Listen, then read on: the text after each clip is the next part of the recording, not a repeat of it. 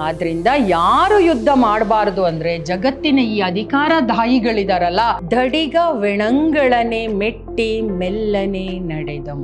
ಅದ ಯಾವುದನ್ನೂ ಲೆಕ್ಕಿಸದೆ ದುರ್ಯೋಧನ ಏನ್ ಮಾಡ್ತಾನೆ,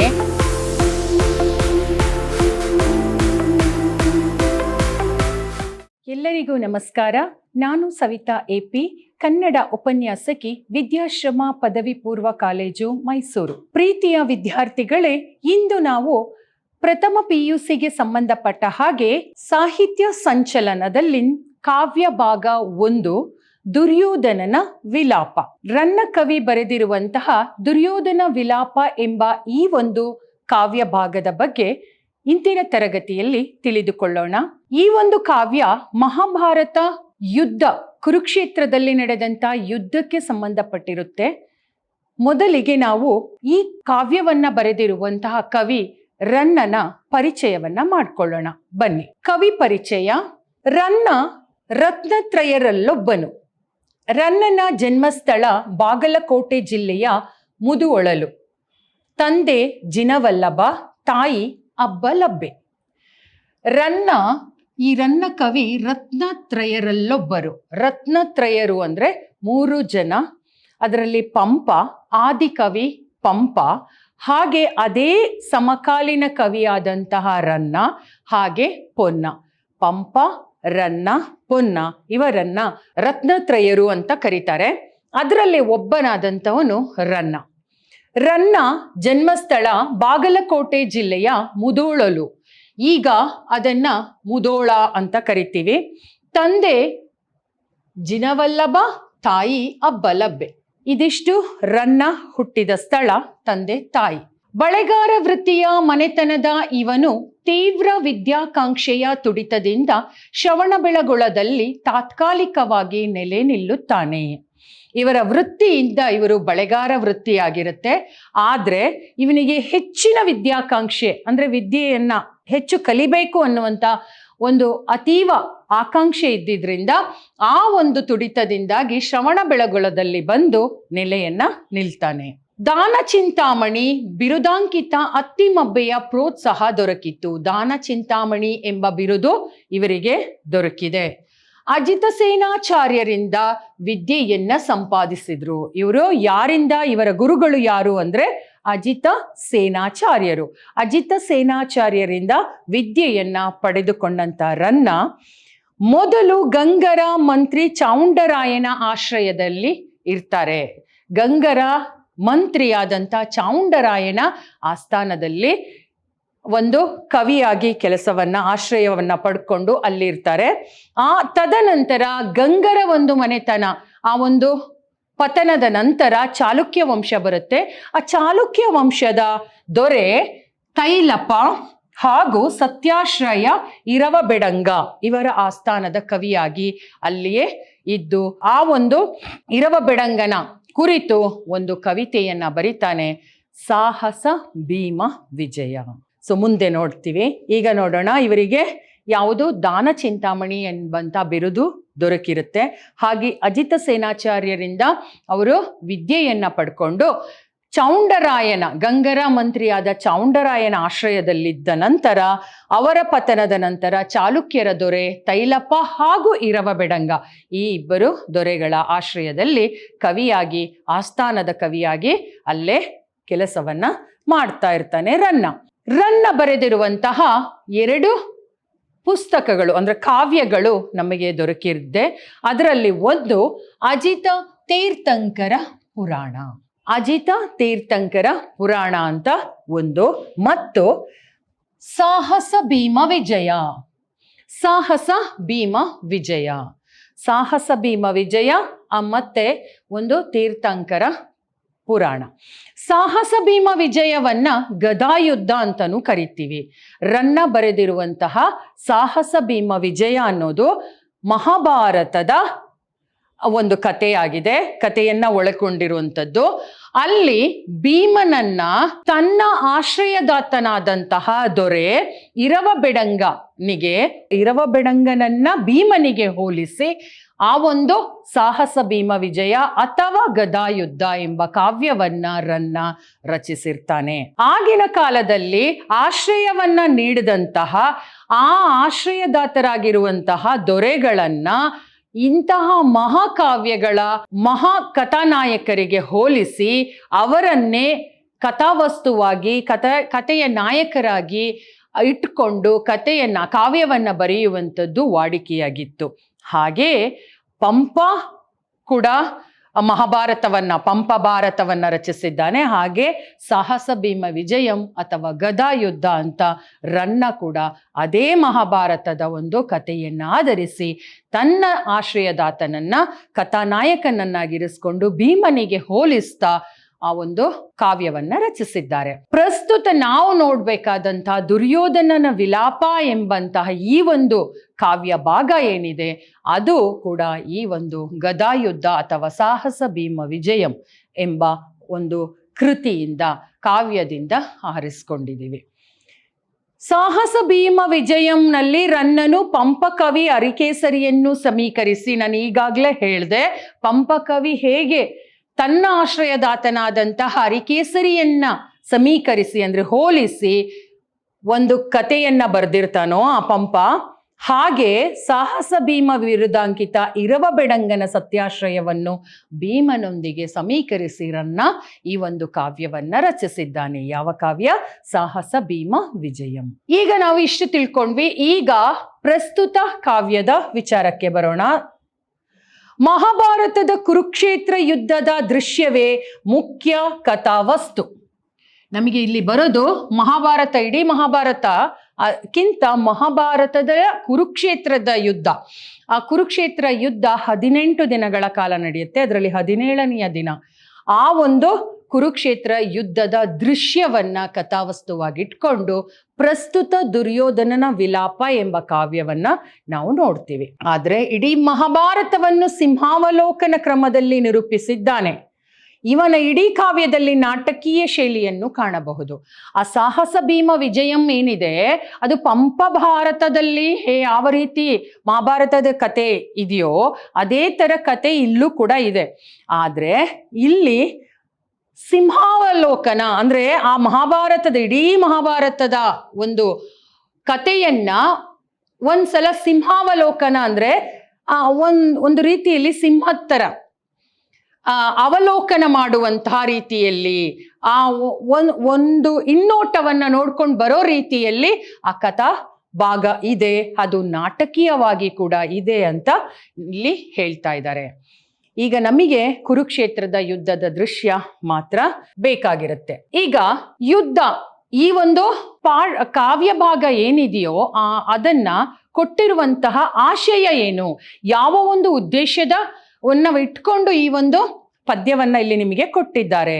ಹಾಗಾದ್ರೆ ಓದೋಣ. ಯುದ್ಧ ಜೀವನಾಶಕ ವಿದ್ಯೆ. ಯುದ್ಧ ಯಾವತ್ತೂ ಕೂಡ ಜೀವನಾಶಕ ವಿದ್ಯೆ. ಯುದ್ಧದಿಂದ ಏನಾದ್ರೂ ಉಪಯೋಗ ಇದೆಯಾ ನಿಮಗೆ, ನಮಗೆ, ಅಥವಾ ದೇಶಕ್ಕೆ, ಅಥವಾ ಈ ಒಂದು ಜಗತ್ತಿಗೆ? ಏನೂ ಇಲ್ಲ. ಇದು ಯುದ್ಧ ಅನ್ನೋದು ಇಡೀ ಪ್ರಪಂಚವನ್ನ ನಾಶ ಮಾಡುವಂಥದ್ದು, ಇಡೀ ಭೂಮಂಡಲವನ್ನ ನಾಶ ಮಾಡುವಂಥದ್ದು. ಪ್ರಭುತ್ವ ಕಾಲಕ್ಕೆ ಯುದ್ಧಗಳನ್ನು ಸಲಹುತ್ತಾ ಬಂದಿದೆ. ಅಂದ್ರೆ ಪ್ರಸ್ತುತ ಈಗಲೂ ಕೂಡ ನಾವು ಯುದ್ಧ ಎನ್ನೋದನ್ನ ಬಿಟ್ಟೇ ಇಲ್ಲ. ಅದನ್ನ ಒಂದಲ್ಲ ಒಂದು ರೀತಿಯಲ್ಲಿ ಬಳಕೆ ಮಾಡ್ಕೊಂಡೇ ಬರ್ತಾ ಇದ್ದೀವಿ. ಆಧುನಿಕ ಸಮಾಜವನ್ನು ಈ ಭೂತ ಬಿಟ್ಟಿಲ್ಲ. ಯಾವ ಭೂತ? ಯುದ್ಧ ಎಂಬಂತ ಭೂತ. ಯುದ್ಧ ಎಂಬಂತ ಈ ಭೂತ ಆಧುನಿಕ ಸಮಾಜದಲ್ಲಿ ಎಷ್ಟು ನಾವು ಇಂಪ್ರೂವ್ಮೆಂಟ್ಸ್ ಆಗ್ತಾ ಬಂದಿದ್ದೀವೋ ಇನ್ನೂ ಕೂಡ ಯುದ್ಧ ಮಾಡೋದನ್ನ ನಾವು ಬಿಟ್ಟಿಲ್ಲ. ಹಿರೋಶಿಮಾ ನಾಗಸಾಕಿ ಹಿರೋಶಿಮಾ ಈ ದುರಂತಗಳಿಗೆ ಕಾರಣ ಅಂದ್ರೆ ಸಾಕ್ಷಿಯಾಗಿದೆ. ಇವತ್ತಿಗೂ ಕೂಡ ಹಿರೋಶಿಮಾ ಮತ್ತೆ ನಾಗಸಾಕಿ ಎಂಬಂತಹ ಒಂದು ಸ್ಥಳದಲ್ಲಿ ಆ ಒಂದು ಯುದ್ಧದ ಪರಿಣಾಮ ಏನು ಅನ್ನೋದನ್ನ ನಾವು ಅಲ್ಲಿ ನೋಡಬಹುದು. ಬುದ್ಧನಂತ ಸಂತರೆಲ್ಲರೂ ಯುದ್ಧವನ್ನ ವಿರೋಧಿಸಿದ್ದಾರೆ. ಬುದ್ಧನಂತಹ ಸಂತರೆಲ್ಲರೂ ಕೂಡ ಯುದ್ಧ ಮಾಡಬೇಡಿ, ಆದಷ್ಟು ಹಿಂಸೆಯ ಮಾರ್ಗವನ್ನ ತ್ಯಜಿಸಿ ಅಹಿಂಸಾ ಮಾರ್ಗವನ್ನ ಏನ್ ಮಾಡಿ ಬಳಸಿಕೊಳ್ಳಿ ಅಂತ ಎಲ್ಲಾ ಒಂದು ಸಂತರು ಹೇಳ್ತಾ ಬರ್ತಾ ಇದ್ದಾರೆ. ಯುದ್ಧ ಮಾಡಬೇಡಿ, ಯುದ್ಧದಿಂದ ಜಗತ್ತಿಗೆ ನಾಶ ಇದೆ, ನಮ್ಮ ಜೀವಕುಲಕ್ಕೆ ನಾಶ ಇದೆ ಅಂತ ಅದರ ಒಂದು ದುಷ್ಪರಿಣಾಮವನ್ನ ಹೇಳ್ಕೊಂಡು ಬರ್ತಾ ಇದ್ರೂ ಕೂಡ ಆಧುನಿಕ ಪ್ರಪಂಚದಲ್ಲಿ ನಾವು ಅದನ್ನ ಉಪಯೋಗಿಸ್ತಾ ಬರ್ತಾ ಇದ್ದೀವಿ. ಯುದ್ಧದ ಘೋರ ಪರಿಣಾಮವನ್ನು ಜಗತ್ತಿನ ಅಧಿಕಾರದಾಹಿಗಳು ಅರಿಯಬೇಕಿದೆ. ಅಶೋಕ ಚಕ್ರವರ್ತಿಯಂತೆ ಯುದ್ಧ ನೀತಿಯನ್ನ ನಿರಾಕರಿಸಬೇಕು. ಈಗಿನ ಮುಂದುವರಿದಂತಹ ರಾಷ್ಟ್ರಗಳೇನಿದೆ ಅವರು ಆ ತಿಳುವಳಿಕೆಯನ್ನ ಮೂಡಿಸ್ಕೊಳ್ಬೇಕು. ಯುದ್ಧ ಅನ್ನೋದು ಯಾರು ಮಾಡ್ತಾರೆ? ತನ್ನಲ್ಲಿ ಸಾಕಷ್ಟು ಎಲ್ಲಾ ರೀತಿಯ ಒಂದು ಸವಲತ್ತುಗಳು ಸೌಲಭ್ಯಗಳು ಇರುವಂತ ರಾಷ್ಟ್ರಗಳು ಬಡ ರಾಷ್ಟ್ರಗಳ ಮೇಲೆ ಅಥವಾ ಅಸಹಾಯಕತೆಯ ದಿಂದ ಬಳಲುತ್ತಿರುವ ಬಡತನದ ರಾಷ್ಟ್ರಗಳ ಮೇಲೆ ದಬ್ಬಾಳಿಕೆ ನಡೆಸಲಿಕ್ಕೆ ಈ ಯುದ್ಧವನ್ನ ಸಾರ್ತಾರೆ. ಆದ್ರಿಂದ ಯಾರು ಯುದ್ಧ ಮಾಡಬಾರದು ಅಂದ್ರೆ ಜಗತ್ತಿನ ಈ ಅಧಿಕಾರದಾಹಿಗಳಿದಾರಲ್ಲ, ಅಧಿಕಾರ ಆ ದೇಶ ಬೇಕು, ಈ ದೇಶ ಬೇಕು, ನಾನೇ ಮೇಲಾಗಿರ್ಬೇಕು ಅಂತ ಅಂತಹ ಆಲೋಚನೆ ಇರುವಂತಹ ಅಧಿಕಾರದಾಹಿಗಳು, ಅಂತಹ ರಾಷ್ಟ್ರಗಳು ಯುದ್ಧದ ದುಷ್ಪರಿಣಾಮ ಏನಿದೆ, ಯುದ್ಧದಿಂದ ಏನೇನು ಅನಾಹುತಗಳಾಗುತ್ತೆ ಅನ್ನೋದನ್ನ ಅವರು ತಿಳ್ಕೊಂಡ್ರೆ ಯುದ್ಧ ಅನ್ನೋದು ಆದಷ್ಟು ಕಡಿಮೆ ಆಗುತ್ತೆ. ಯುದ್ಧವೇ ಇಲ್ಲದೆ ಕೂಡ ಬಾಳನ್ನ ನಡೆಸ್ಬೋದು. ನೋಡಿ, ಅಶೋಕ ಚಕ್ರವರ್ತಿಯಂತೆ ಯುದ್ಧದ ನೀತಿಯನ್ನ ಪಾಲನೆ ಮಾಡಬೇಕು ಅಂತ ಹೇಳ್ತಿದ್ದಾರೆ. ಇದಿಷ್ಟು ಈ ಒಂದು ಯುದ್ಧ ಅನ್ನೋದು ನಮಗೆ ಬೇಡ, ಯುದ್ಧವನ್ನು ಆದಷ್ಟು ನಾವು ಕಡೆಗಣಿಸಬೇಕು, ಅಂದ್ರೆ ಅದನ್ನ ತಡಿಬೇಕು, ಅದರಿಂದ ಜಗತ್ತಿಗೆ ತೊಂದರೆ ಆಗುತ್ತೆ ಅನ್ನೋದನ್ನ ನಾವು ಎಲ್ಲರೂ ತಿಳ್ಕೋಬೇಕು ಅಂತ ಉದ್ದೇಶವನ್ನ ಇಟ್ಕೊಂಡು ಈ ಪದ್ಯವನ್ನ ಕೊಟ್ಟಿದ್ದಾರೆ. ಈಗ ಈ ಪದ್ಯದ ಆಶಯವನ್ನ ತಿಳ್ಕೊಂಡ್ವಿ. ಈ ಪದ್ಯದ ಸಾರಾಂಶ ಏನಿರ್ಬೋದು ಅಂತ ನಾನು ಈಗಾಗಲೇ ಸ್ವಲ್ಪ ಹೇಳಿದೆ, ಕುರುಕ್ಷೇತ್ರ ಯುದ್ಧದ ಒಂದು ವಿಚಾರ ಅಂತ. ನೋಡಿ, ಇದರ ಸಾರಾಂಶ: ಮಹಾಭಾರತ ಯುದ್ಧದಲ್ಲಿ ತನ್ನವರೆಲ್ಲರನ್ನೂ ಕಳೆದುಕೊಂಡ ದುರ್ಯೋಧನನು ಯುದ್ಧ ಭೂಮಿಯಲ್ಲಿ ಶರಶಯ್ಯೆಯಲ್ಲಿದ್ದ ತಾತ ಭೀಷ್ಮನನ್ನು ಭೇಟಿ ಮಾಡಲು ಸಂಜಯನೊಡನೆ ಬರುತ್ತಾನೆ. ಇದರ ಒಂದು ಸಾರಾಂಶ ಏನು ಅಂದ್ರೆ, ಇದರ ಒಂದು ಮುಖ್ಯ ಅಂಶಗಳು ಏನು ಅಂದ್ರೆ, ಈ ಒಂದು ಪದ್ಯದ ಮುಖ್ಯ ಅಂಶ ದುರ್ಯೋಧನ ಮಹಾಭಾರತ ಯುದ್ಧ ಇನ್ನೇನು ಮುಗಿಯಕ್ಕಾಗಿದೆ, ಕೊನೆಯ ಒಂದು ಕ್ಷಣ, ಕೊನೆಯ ಹಂತಕ್ಕೆ ತಲುಪಿಬಿಟ್ಟಿದೆ. ಆ ಹಂತದಲ್ಲೂ ಕೂಡ ದುರ್ಯೋಧನ ತನ್ನ ಹಠವನ್ನು ಬಿಡ್ತಾ ಇಲ್ಲ. ಆದ್ರೆ ಅದರ ಒಳಗಡೆ ಏನಾಗಿದೆ ಅಂದ್ರೆ, ತನ್ನವರನ್ನೆಲ್ಲ ಕಳ್ಕೊಂಡ್ಬಿಟ್ಟಿದ್ದಾನೆ. ಅವನು ತನ್ನವರು ಅಂತ ಯಾರೂ ಇಲ್ಲ. ಅವನಿಗೆ ಆಪ್ತರಾಗಿದ್ದಂಥವ್ರು, ಅವನ ತಮ್ಮ ಆಗಿರ್ಬೋದು, ಅವನ ಮಗ ಆಗಿರ್ಬೋದು, ಅವನ ಗುರುಗಳಾಗಿರ್ಬೋದು, ಎಲ್ಲರನ್ನೂ ಕಳ್ಕೊಂಡು ಪಡುವಂತಹ ಒಂದು ದುಃಖ ಏನಿದೆ ಅದನ್ನ ನಾವಿಲ್ಲಿ ನೋಡ್ತೀವಿ. ಅದರ ಜೊತೆಗೆ ಆ ಮಹಾಭಾರತ ಯುದ್ಧದಲ್ಲಿ ತನ್ನವರನ್ನೆಲ್ಲ ಕಳೆದುಕೊಂಡು ಯುದ್ಧ ಭೂಮಿಯಲ್ಲಿ ಶರಶಯ್ಯಲ್ಲಿ, ನೋಡಿ, ಶರ ಅಂದ್ರೆ ಬಾಣ, ಶೇ ಅಂದ್ರೆ ಮಂಚ, ಬಾಣದಿಂದ ಮಾಡಿರುವಂತ ಮಂಚದ ಮೇಲೆ ಆ ಒಂದು ಕೊನೆಯ ಕ್ಷಣದಲ್ಲಿ ಇರುವಂತ ಭೀಷ್ಮನನ್ನ, ತನ್ನ ತಾತನಾದ ಭೀಷ್ಮನನ್ನ ಭೇಟಿ ಆಗ್ಬೇಕು ಅಂತ ಆ ದುರ್ಯೋಧನ ಸಂಜಯನೊಡನೆ ಎಲ್ಲಿಗೆ ಹೋಗ್ತಾ ಇದ್ದಾನೆ? ಕುರುಕ್ಷೇತ್ರದಲ್ಲಿ ನಡೆದು ಹೋಗುವಾಗ ಆ ಒಂದು ಸಂದರ್ಭದಲ್ಲಿ ಕಂಡಂತಹ ತನ್ನವರ ಕಳೆಬರಗಳನ್ನ ನೋಡಿಕೊಂಡು ಅವನು ದುಃಖಿಸುವಂತ ದುಃಖವೇ ಈ ಪ್ರಸ್ತುತ ಕಾವ್ಯ ಭಾಗ. ಸತ್ತು ಬಿದ್ದಿರುವ ವೈರಿ ಪಕ್ಷದ ವೀರ ಅಭಿಮನ್ಯುವನ್ನು ಪ್ರಶಂಸಿಸುವ ಇವನ ಮನೋಧರ್ಮ ಮೆಚ್ಚತಕ್ಕದ್ದು. ನೋಡಿ, ಮನೋಧರ್ಮ, ವೈರಿ ಪಕ್ಷ. ಆ ಒಂದು ತಾತ ಭೀಷ್ಮನನ್ನ ಭೇಟಿಯಾಗ್ಲಿಕ್ಕೆ ಹೋಗ್ಬೇಕಾದ್ರೆ ಆ ಕುರುಕ್ಷೇತ್ರದಲ್ಲಿ ನಡ್ಕೊಂಡು ಹೋಗ್ಬೇಕಾದಾಗ ಅವನಿಗೆ ಬಂದಂತಹ ಕಷ್ಟಗಳು, ಅವನು ಕಂಡಂತಹ ಆ ಒಂದು ನಷ್ಟಗಳು, ಅಲ್ಲಿ ವೀರ ಅಭಿಮನ್ಯು, ಅವನ ಶತ್ರು ಪಕ್ಷದವನಾದಂಥ ವೀರ ಅಭಿಮನ್ಯುವನ ಕಳೆಬರವನ್ನ ನೋಡಿ ಅವನ ಒಂದು ಸಾಹಸವನ್ನ ಪ್ರಶಂಸಿಸುವಂತಹ ಒಂದು ಭಾವನೆ, ಅವನ ಮನಸ್ಸಿನ ಭಾವನೆ ಏನಿದೆ, ಮನೋಧರ್ಮ ಏನಿದೆ, ಅದನ್ನ ನಾವು ಮೆಚ್ಚಬೇಕಾದ್ದು ಅಂತ ಹೇಳ್ತಾರೆ. ದುರ್ಯೋಧನ ಆ ಒಂದು ಕುರುಕ್ಷೇತ್ರದಲ್ಲಿ ಯಾರ್ಯಾರ ಕಳೆಬರಹವನ್ನ, ಯಾರ್ಯಾರನ್ನ ಕಳ್ಕೊಂಡು ಅವರ ಕಳೆಬರಹವನ್ನ ಕಂಡು ದುಃಖಿಸ್ತಾನೆ ಅಂತ ನೋಡಿ. ಗುರು ದ್ರೋಣ, ತನ್ನ ಪ್ರೀತಿಯ ತಮ್ಮನಾದ ದುಶ್ಯಾಸನ, ತನ್ನ ಮುದ್ದಿನ ಮಗ ಲಕ್ಷ್ಮಣ ಕುಮಾರ ಮತ್ತು ಪ್ರಾಣ ಸ್ನೇಹಿತ, ಪ್ರಾಣನಾಗಿದ್ದಂತಹ ಕರ್ಣನ ಕಳೆಬರ, ಕಂಡು ದುರ್ಯೋಧನ ಪಡುವ ದುಃಖ, ದುಮ್ಮಾನ ಹಾಗೂ ಪ್ರಲಾಪಗಳು ಪ್ರಸ್ತುತ ಕಾವ್ಯ ಭಾಗದಲ್ಲಿ ಕರುಳು ಮಿಡಿಯುವಂತೆ ಚಿತ್ರಿತವಾಗಿದೆ. ಸೊ ದ್ರೋಣ, ಹಾಗೆ ಕರ್ಣ, ದುಶ್ಯಾಸನ, ಲಕ್ಷ್ಮಣ, ಅಭಿಮನ್ಯು ಇವರೆಲ್ಲರ ಕಳೆಬರವನ್ನು ಕಂಡು ಅಲ್ಲಿ ಅವನು ಪಡುವಂತಹ ಒಂದು ದುಃಖಗಳು, ದುಮ್ಮಾನಗಳು, ಅವನ ಪ್ರಲಾಪಗಳು, ಅವನ ರೋದನೆಗಳು, ಅವುಗಳನ್ನು ಈ ಒಂದು ಕಾವ್ಯ ಭಾಗದಲ್ಲಿ ಸುಂದರವಾಗಿ ಚಿತ್ರಿಸಿದ್ದಾನೆ. ಅದನ್ನು ನಾವು ನೋಡೋಣ. ಈ ಒಂದು ಕಾವ್ಯ ಚಂಪು ಕಾವ್ಯ, ಚಂಪು ಶೈಲಿಯಲ್ಲಿದೆ. ಇದು ಕಂದ ಪದ್ಯ ಮಿಶ್ರಿತವಾದಂತಹ ಒಂದು ಕಾವ್ಯ. ಇದನ್ನ ಪದ್ಯವನ್ನ ಪ್ರಾರಂಭಿಸೋಣ ಬನ್ನಿ. ಪದ್ಯ ಓದ್ತೀನಿ ನೋಡಿ. ದುರ್ಯೋಧನ ವಿಲಾಪ. ಉಡಿದಿರ್ದ್ ಕೈದು ನೆತ್ತರ ಕಡಲೊಳಗಡಿ ಗಡಿಗೆ ತಳಮನ್ ಉರ್ಚುತ್ತಿರೆ ಕಾಲಿಡಲ್ ಎಡೆ ಒಡೆಯದೆ ಕುರುಪತಿ ದಡಿಗ ವೆಣಂಗಳನೆ ಮೆಟ್ಟಿ ಮೆಲ್ಲನೆ ನಡೆದಂ.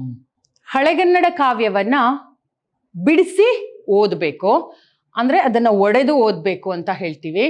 ಉಡಿದಿರ್ದ್ ಕೈದು ನೆತ್ತರ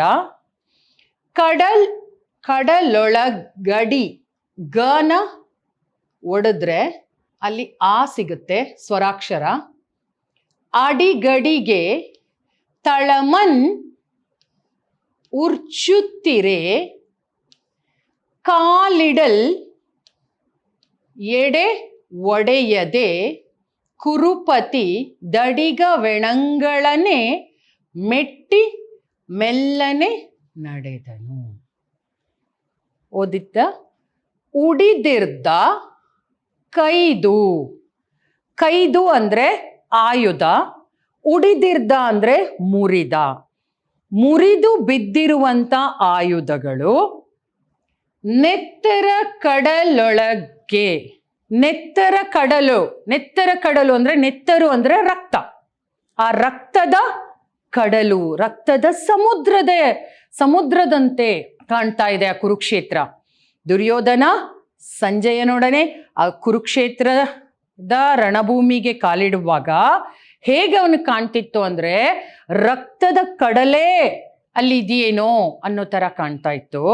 ಹಾಗೆ ಅದರ ಒಳಗಡೆ ಮುರಿದು ಬಿದ್ದಿರುವ ಅನೇಕ ಶಸ್ತ್ರಾಸ್ತ್ರಗಳು ಅಂದ್ರೆ ಆಯುಧಗಳು. ಅಡಿಗಡಿಗೆ, ಹೆಜ್ಜೆ ಹೆಜ್ಜೆಗೂ ತಳಮನ್ ಪಾದಗಳನ್ನ ಉರ್ಚುತ್ತಿರೆ. ಉರ್ಚುತ್ತಿರೆ ಅಂದ್ರೆ ಚುಚ್ಚುತ್ತಿತ್ತು. ಹೇಗೆ ಅಂತೆ, ನದಿಯ ರಕ್ತದಿಂದ ಕೂಡಿರುವಂತ ಕಡಲಿನ ಒಳಗಡೆ ಮುರಿದು ಬಿದ್ದಿರುವ ಆಯುಧಗಳು ಅಡಿಗಡಿಗೆ, ಹೆಜ್ಜೆ ಹೆಜ್ಜೆಗೂ ಇವನ ಪಾದಗಳ ಕೆಳಗೆ ಚುಚ್ಚುತ್ತಾ ಇತ್ತಂತೆ. ಕಾಲಿಡಲ್ ಎಡೆ ಒಡೆಯದೆ, ಕಾಲೇ ಇಡ್ಲಿಕ್ಕೆ ಸ್ಥಳಾವಕಾಶವೇ ಇಲ್ಲದಂತೆ ಅಷ್ಟೊಂದು ಆಯುಧಗಳೆಲ್ಲ ಮುರಿದು ಬಿದ್ದಿತ್ತು. ಕುರುಪತಿ ಅಂದ್ರೆ ಯಾರು? ದುರ್ಯೋಧನ. ದಡಿಗ ಹೆಣಗಳನೆ. ದಡಿಗ ಅಂದ್ರೆ ದೊಡ್ಡ, ಅಂದ್ರೆ ಭಾರೀ ಹೆಣಗಳು, ಅಂದ್ರೆ ದೊಡ್ಡ ಅಂದ್ರೆ ಮನುಷ್ಯರು ಸತ್ತು ಬಿದ್ದಾಗ ಏನಾಗಿರುತ್ತೆ, ಹೆಣವಾದಾಗ ಅದು ಊದ್ಕೊಂಡಿರುತ್ತೆ ಹೆಣ, ಅದು ದೊಡ್ಡ ಗಾತ್ರದಲ್ಲಿರುತ್ತೆ. ಆ ಭಾರೀ ಹೆಣಗಳನ್ನೇ ಮೆಟ್ಟಿ ಮೆಲ್ಲನೆ ನಡೆದಂ. ಇನ್ನು ಅವನಿಗೆ ವಿಧಿ ಇಲ್ಲ, ಅವನದನ್ನ ದಾಟಿ ಮೆಲ್ಲನೆ ನಡ್ಕೊಂಡು ಬರ್ತಾ ಇದ್ದಾನೆ. ಉಡಿದಿರ್ದ್ ಕೈದು ನೆತ್ತರ ಕಡಲೊಳಗ್ ಅಡಿಗಡಿಗೆ ತಳಮನ್ ಉರ್ಚುತ್ತಿರೆ ಕಾಲಿಡಲ್ ಎಡೆವಡೆಯದೆ ಕುರುಪತಿ ದಡಿಗ ವೆಣಂಗಳನೆ ಮೆಟ್ಟಿ ಮೆಲ್ಲನೆ ನಡೆದಂ. ಭಾವಾರ್ಥ ನೋಡ್ಕೊಳ್ಳಿ. ಮುರಿದು ಬಿದ್ದ ಆಯುಧಗಳು ರಕ್ತದ ಕಡಲಿನಲ್ಲಿ ಹೆಜ್ಜೆ ಹೆಜ್ಜೆಗೂ ಪಾದವನ್ನು ಚುಚ್ಚುತ್ತಿದ್ದರು, ಹಾಗೂ ಕಾಲನ್ನು ಇಡಲು ಸ್ಥಳಾವಕಾಶ ಇಲ್ಲದಿದ್ದರೂ ಕುರುಪತಿಯಾದ ದುರ್ಯೋಧನನು ರಾಶಿಯಾಗಿ ಬಿದ್ದಿರುವ ಭಾರೀ ಗಾತ್ರದ ಎಣಗಳನ್ನು ತುಳಿಯುತ್ತಾ ಮೆಲ್ಲನೆ ನಡೆದು ಅರ್ಥಗಳು ಇಲ್ಲೇ ಇದೆ. ಉಡಿದಿರ್ದ ಅಂದ್ರೆ ನಾನು ಮುರಿದ ಅಂತ ಹೇಳಿದೆ. ಕೈದು ಅಂದ್ರೆ ಆಯುಧ, ತಳ ಅಂದ್ರೆ ಪಾದ, ಉರ್ಚು ಅಂದ್ರೆ ಚುಚ್ಚು, ದಡಿಗ ವೆಣಂ ಅಂದ್ರೆ ಭಾರೀ ಗಾತ್ರದ ಹೆಣಗಳು. ಇದಿಷ್ಟು ಅರ್ಥ ಆಗಿದೆ ಅನ್ಕೊಳ್ತೀನಿ. ಈ ಪದ್ಯ, ಅದರ ಭಾವಾರ್ಥ, ಅದರ ಅರ್ಥಗಳಿದೆ. ಸರಿಯಾಗಿ ಓದ್ಕೊಳ್ಳಿ. ಹೀಗೆ ಅವನು ಆ ಭಾರೀ ಹೆಣಗಳನ್ನ, ಆ ದೊಡ್ಡ ದೊಡ್ಡ ಗಾತ್ರದ ಧಡಿಗ ಹೆಣಗಳಂದ್ರೆ ಹೆಣಗಳನ್ನ ದಾಟ್ಕೊಂಡು ಮೆಲ್ಲನೆ ಬರ್ತಾನೆ. ಮುಂದೆ ನೋಡಿ ನೆಕ್ಸ್ಟ್ ಪ್ಯಾರಾ. ಸೊ ಬನ್ನಿ ಈಗ ಎರಡನೆಯ ಒಂದು ಪ್ಯಾರಾಗ್ರಾಫ್ ಅನ್ನ ನೋಡೋಣ. ಇಬ ಶೈಲಂಗಳನ್ ಏರಿ ಏರಿ ರುದಿರ ಸ್ತೋತ್ರಗಳಂ ದಾಂಟಿ ದಾಂಟಿ ಇಬಧೋರ್ನಿ ನೀಲಲತ ಪ್ರತಾನನ ವಿಪಿನ ವಾತಂಗಳೊಳ್ ಸಿಲ್ಕಿ ಸಿಲ್ಕಿ ಬರಂಗೈದು ಉರದೇಯ್ದಿ ಸಂಜಯನ ಶಿರಸ್ಕಂದಾವಲಂಬಂ ಕುರುಪ್ರಭು ಕಂಡಂ ಶರಜಾಲ ಜರ್ಜರಿತ ಗಾತ್ರ ತ್ರಾಣನಂ ದ್ರೋಣನಂ. ಈಗ ಪದ್ಯನ ಬಿಡಿಸಿ ಓದೋಣ. ಇಬ ಶೈಲಂಗಳನ್ ಏರಿ ಏರಿ ರುದಿರ ಸ್ತೋತ್ರಗಳಂ ದಾಂಟಿ ದಾಂಟಿ ಇಭ ಧೋರ್ನಿ ನೀಲ ಲತ ಪ್ರತಾನನ ವಿಪಿನ ವಾತಂಗಳೊಳ್ ಸಿಲ್ಕಿ ಸಿಲ್ಕಿ ಬರಂ ಗೆಯ್ದು ಗೈತ್ ಉರದೇಯ್ದಿ ಸಂಜಯ ಶಿರಸ್ಕಂದಾವಲಂಬಂ ಕುರುಪ್ರಭು ಕಂಡಂ ಶರಜಾಲ ಜರ್ಜರಿತ ಗಾತ್ರ ತ್ರಾಣನಂ ದ್ರೋಣನಂ. ಈಗ ಇದನ್ನ ನೋಡಿ. ಇಬ ಶೈಲಂಗಳನ್ ಏರಿ ಏರಿ. ಇಬ ಅಂದ್ರೆ ಆನೆಗಳು, ಆನೆ. ಇಬ ಅಂದ್ರೆ ಆನೆ, ಇಬ ಶೈಲ ಅಂದ್ರೆ ಆನೆಗಳ ಬೆಟ್ಟ. ಆನೆಗಳ ಅಂದ್ರೆ ಬೇಕಾದಷ್ಟು ಲಕ್ಷಾಂತರ, ಆ ಒಂದು ಕುರುಕ್ಷೇತ್ರದಲ್ಲಿ ಲಕ್ಷಾಂತರ ಆನೆಗಳು ಆ ಯುದ್ಧದಲ್ಲಿ ಸತ್ತು ಬಿದ್ದಿದ್ದವು. ಆ ಒಂದು ಆನೆಗಳು ಹೇಗಿದ್ದವು ಅಂದ್ರೆ ಬೆಟ್ಟದ ತರ ಎತ್ತರವಾಗಿತ್ತು. ಆ ಆನೆಗಳ ಬೆಟ್ಟಗಳನ್ನ ಏರಿ ಏರಿ ರುದಿರ ಸ್ತೋತ್ರಗಳು. ರುದಿರ ಅಂದ್ರೆ ರಕ್ತ, ರುದಿರ ಅಂದ್ರೆ ರಕ್ತ, ಸ್ತೋತ್ರ ಅಂದ್ರೆ ಸ್ತ್ರೋತ ಅಂದ್ರೆ ನದಿ, ರಕ್ತದ ನದಿಗಳನ್ನ ದಾಟಿ ದಾಟಿ ಅಂದ್ರೆ ಈಗ ಆನೆ, ಕುದುರೆ, ಆ ಒಂದು ಯುದ್ಧಕ್ಕೆ ಬಳಸುವಂತ ಎಲ್ಲರೂ, ಮನುಷ್ಯರು, ಪ್ರಾಣಿಗಳು, ಎಲ್ಲರ ಒಂದು ರಕ್ತ ಸೇರಿ ಅಲ್ಲಿ ನದಿಯ ಹಾಗೆ ಹರಿತಾ ಇತ್ತು. ಆ ರಕ್ತದ ನದಿಯನ್ನ ದಾಟಿ ಈ ಆನೆಗಳ ಬೆಟ್ಟವನ್ನ ಏರಿ ಅಂದ್ರೆ ಹತ್ಕೊಂಡು ಆಮೇಲೆ ಆ ರಕ್ತದ ಒಂದು ನದಿಯನ್ನ ದಾಟ್ತಾ ಇಬದೋನಿ ನೀಲಲತಾ ಪ್ರತಾನನ. ಇಬದೋನಿ ಅಂದ್ರೆ ಇಬ ಅಂದ್ರೆ ಆನೆ, ಆ ದೋನಿ ಅಂದ್ರೆ ಸೊಂಡಿಲು, ಆನೆಯ ಸೊಂಡಿಲುಗಳು. ಈಗ ಸತ್ತು ಬಿದ್ದಿರುವಂತಹ ಆನೆಯ ಸೊಂಡಿಲುಗಳೆಲ್ಲ ಕತ್ತರಿಸಿದ ಹಾಗೆ ಇರುತ್ತೆ, ತಲೆ ಕತ್ತರಿಸಿ ಅಥವಾ ಸೊಂಡಿಲುಗಳು. ಆ ಸೊಂಡಿಲುಗಳೆಲ್ಲ ಆ ಒಂದು ರಣಭೂಮಿಯಲ್ಲಿ ಬಿದ್ದಿದ್ದವು. ಹೇಗಿತ್ತು ಅಂದ್ರೆ ಅದು ನೀಲಲತ ಪ್ರತಾನನ ಅಂದ್ರೆ ಕಪ್ಪು ಬಳ್ಳಿಗಳ ಹಾಗೆ. ದೊಡ್ಡ ದೊಡ್ಡ ಆನೆಗಳ ದೊಡ್ಡ ಸೊಂಡಿಲುಗಳೆಲ್ಲ ಕಪ್ಪು ಬಳ್ಳಿಗಳು. ವಿಪಿನ ವಾತಂಗಳೊಳ್ ಅಂದ್ರೆ ವಿಪಿ ಅಂದ್ರೆ ಕಾಡು, ಕಾಡಿನೊಳಗಡೆ ಹೇಗೆ ಬಳ್ಳಿಗಳೆಲ್ಲ ಒಂದಕ್ಕೊಂದು ಅಂಟ್ಕೊಂಡು ಸುತ್ತಕೊಂಡು ಅಂದ್ರೆ ಒಂದಕ್ಕೊಂದು ಹಬ್ಬಿಕೊಂಡಿರುತ್ತೋ ಹಾಗೆ ಅದರ ಒಂದು ಗುಂಪು, ಅದರ ಒಂದು ಸಮೂಹ ಹೇಗಿರುತ್ತೋ ಬಳ್ಳಿಗಳ ಕಾಡಿನೊಳಗಡೆ, ಹಾಗೆ ರಣರಂಗದಲ್ಲಿ ಆ ಕುರುಕ್ಷೇತ್ರದಲ್ಲಿ ಈ ಆನೆಗಳ ಸೊಂಡಿಲು ಆ ಕಪ್ಪು ಬಳ್ಳಿಯ ಹಾಗೆ ಅದರ ಒಂದು ಸಮೂಹವೇ ಗುಂಪು ಗುಂಪಾಗಿ ಅಲ್ಲಿ ಬಿದ್ದಿದ್ದವು. ಅದರೊಳಗಡೆ ಸಿಲ್ಕಿ ಸಿಲ್ಕಿ ಅಂದ್ರೆ ಆ ಕಾಲುಗಳು ಅದರೊಳಗಡೆ ಸಿಕ್ಕಾಕೊಂಡು ಅದನ್ನ ಎಳ್ಕೊಂಡು ಪರಂಗೈದು ಉರದೇದೆ ಅಂದ್ರೆ ಅದನ್ನಾವುದನ್ನೂ ಲೆಕ್ಕಿಸದೆ ದುರ್ಯೋಧನ ಅದನ್ನೆಲ್ಲ ಲೆಕ್ಕಿಸದೆ ಅದನ್ನ ಏನ್ ಮಾಡ್ತಾನೆ, ಅದನ್ನ ಲೆಕ್ಕಿಸದೆ ವೇಗವಾಗಿ ಅವನಿಗೆ ಯಾರನ್ನ ಭೇಟಿ ಆಗ್ಬೇಕು, ಆ ಒಂದು ಶರಶೆಯಲ್ಲಿರುವ ಭೀಷ್ಮನನ್ನ ಭೇಟಿ ಆಗ್ಲಿಕ್ಕೋಸ್ಕರ ಅವನು ಅದನ್ನೆಲ್ಲ ಆ ಬೆಟ್ಟಗಳನ್ನ ಹತ್ತಿ ರಕ್ತದಲ್ಲಿ ದಾಟಿ ಆ ಬಳ್ಳಿಗಳಲ್ಲಿ ಕಾಲು ಸಿಕ್ಕಾಕೊಂಡ್ರು ಅದನ್ನ ಹೇಳ್ಕೊಂಡು ವೇಗವಾಗಿ ನಡ್ಕೊಂಡು ಬರ್ತಾ ಇರ್ಬೇಕಾದ್ರೆ ಆ ಸಂಜಯ ಶಿರ ಸ್ಕಂದಾವಲಂಬನ ಅಂದ್ರೆ ಆ ಸಂಜಯನ ಶಿರ ಅಂದ್ರೆ ಶಿರಸ್ಕಂದ ಅಂದ್ರೆ ಹೆಗಲು, ಆ ಭುಜದ ಒಂದು ಆ ಹೆಲ್ಪ್ ಅಂದ್ರೆ ಸಹಾಯವನ್ನ ತಗೊಂಡು ಅವಲಂಬಿಸ್ತಾ ಆ ಒಂದು ಸಂಜಯನ ಭುಜದ ಅವಲಂಬನೆ ಅಂದ್ರೆ ಆ ಒಂದು ಸಹಾಯವನ್ನ ತಗೊಂಡು ಹೆಗಲನ್ನ ಇಡ್ಕೊಂಡು ಕುರುಪ್ರಭು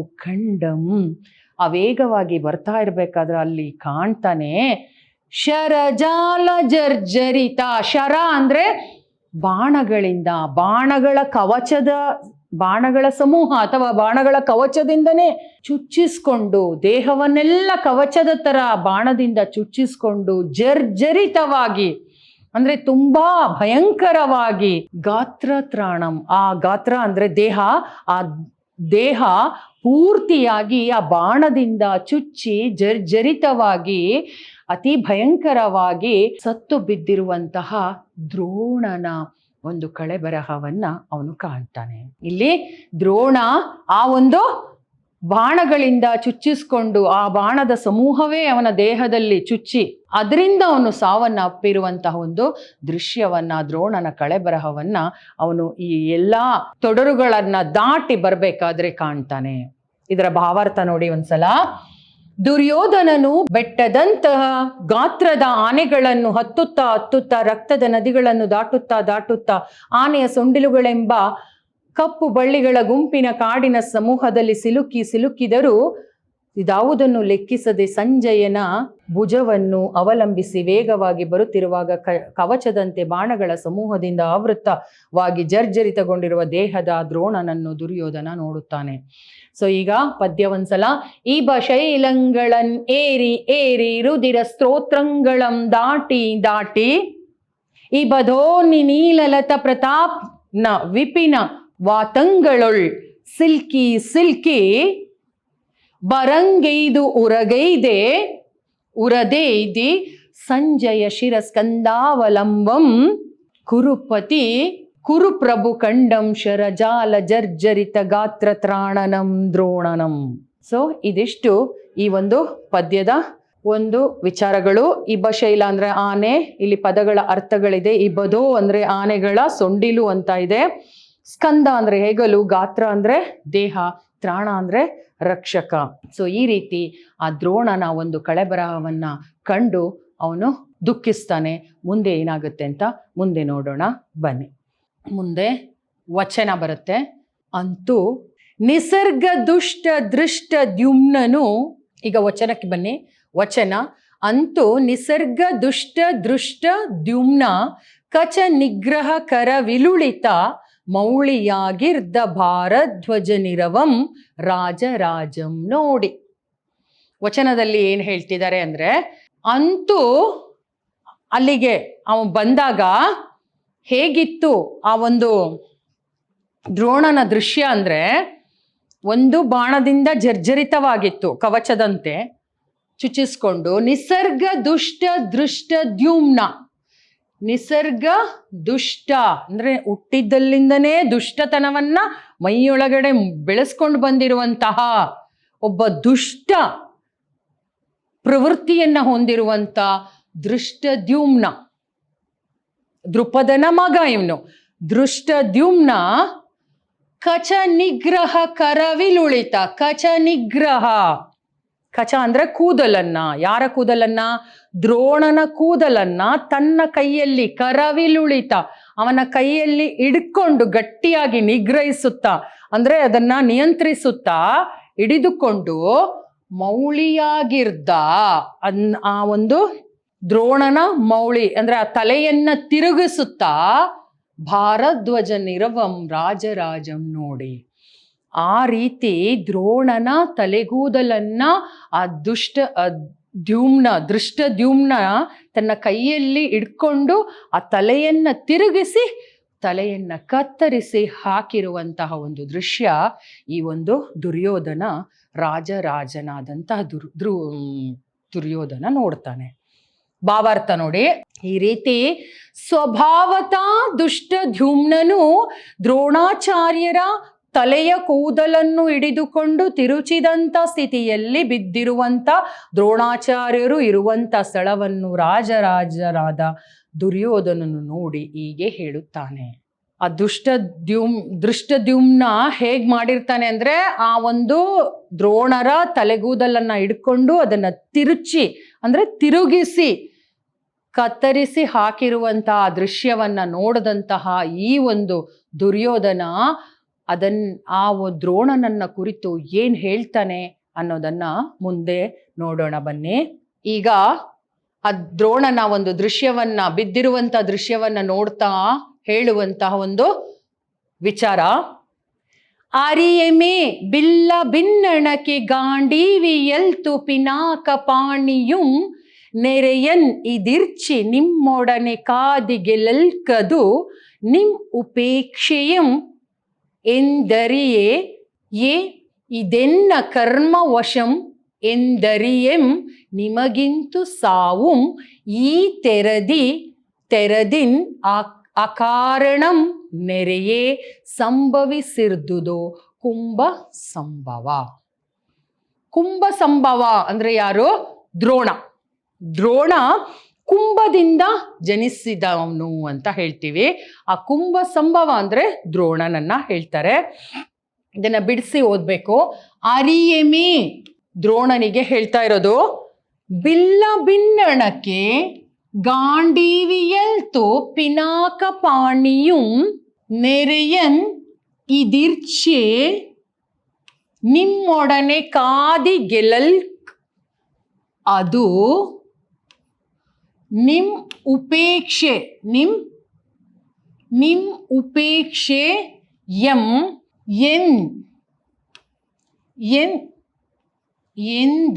ಎಂದರಿಯೆನ್ ಇದೆನ್ನ ಕರ್ಮ ವಶಂ ಎಂದರಿಯೆಂ ನಿಮಗಿಂತು ಸಾವುಂ ಈ ತೆರದಿನ್ ಅಕಾರಣಂ ನೆರೆಯೇ ಸಂಭವಿಸಿರ್ದುದು ಕುಂಭ ಸಂಭವ. ಇಲ್ಲಿ ದ್ರೋಣನನ್ನ ಕುರಿತು ಹೇಳ್ತಾನೆ, ಅರಿಯಮೆ ಬಿಲ್ಲ ಭಿನ್ನಣಕ್ಕೆ. ನನಗ್ ಗೊತ್ತಿಲ್ವಾ ದ್ರೋಣಾಚಾರ್ಯರೇ, ನೀವೆಂಥ ಬಿಲ್ವಿದ್ಯಾ ಪ್ರವೀಣರು ಅಂತ, ಎಂಥ ಪಾಂಡಿತ್ಯರು ಅಂತ. ನಿಮ್ಮ ಮುಂದೆ ಯಾರು ಕೂಡ ಸಮಾನರಲ್ಲ ಬಿಲ್ವಿದ್ಯೆಯಲ್ಲಿ. ಅಂತಹ ಪ್ರವೀಣರಾದ, ಅಂಥ ಪಾಂಡಿತ್ಯವುಳ್ಳಂತಹ ಬಿಲ್ವಿದ್ಯಾ ಪಾರಂಗತರಾದ ದ್ರೋಣರೇ, ನನಗ್ ಗೊತ್ತಿಲ್ವಾ ನಿಮ್ಮ ಬಿಲ್ವಿದ್ಯೆಯ ಒಂದು ವಿಚಾರ.